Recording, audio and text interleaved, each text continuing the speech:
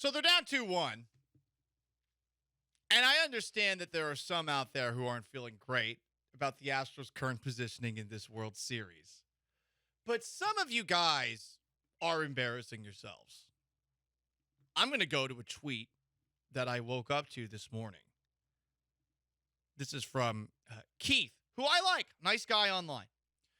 Houston teams find epic ways to lose in the postseason. Same old story. I gave up on the Astros. I am tired of watching them lose in the World Series. Sadly, now I expect them to lose. Houston sports is a waste of time. Jesus! Just listen to how entitled and spoiled that sounds. I just came from a city that hadn't made the playoffs in 20 years. I'm not saying that you need to appreciate every single year.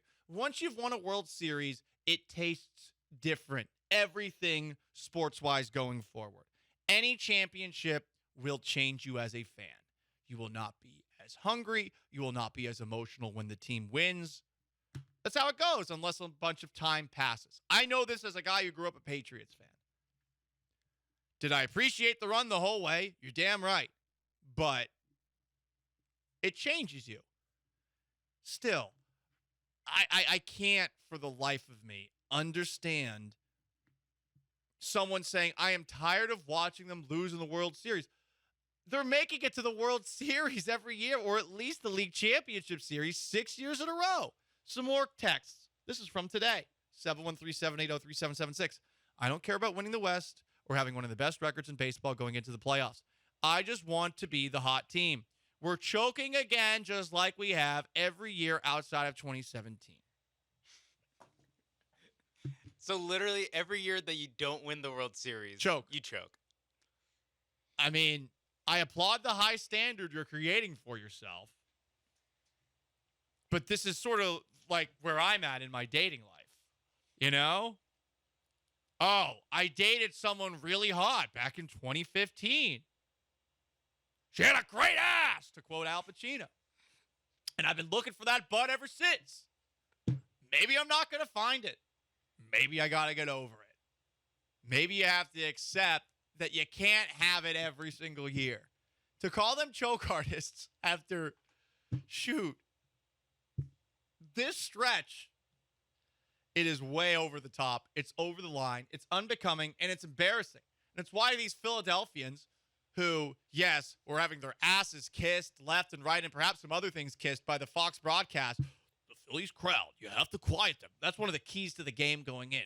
The Phillies crowd really helping the Phillies bats out. Did they hit the home runs? Did they hit them?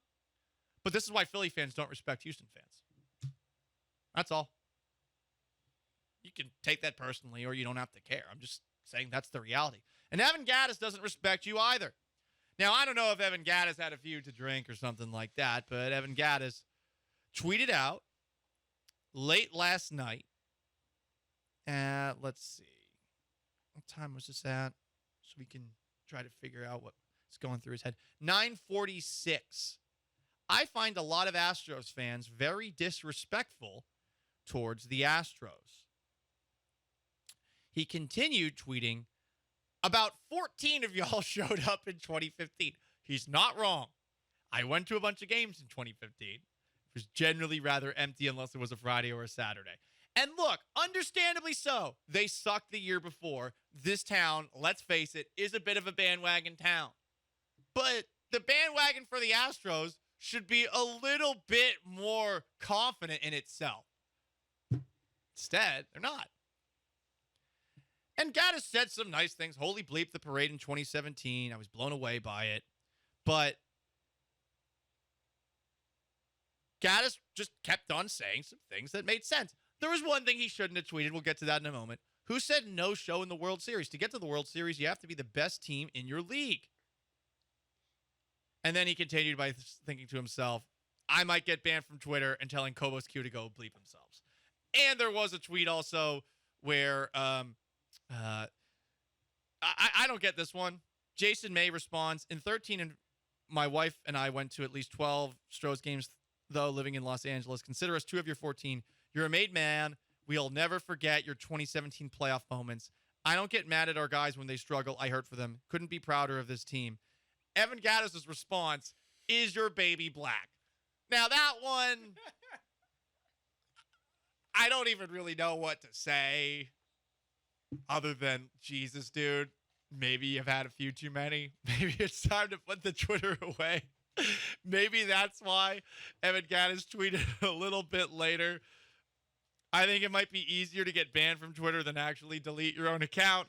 When will they have Twitter anonymous meetings? Because I need one. But he never deleted that tweet. So, Jesus, dude. But he's right. Other than that one. Yeah. Wait, what's he right about? Other than that one. Have you seen that guy's baby? The guy's profile picture is an Oilers logo. Like, how?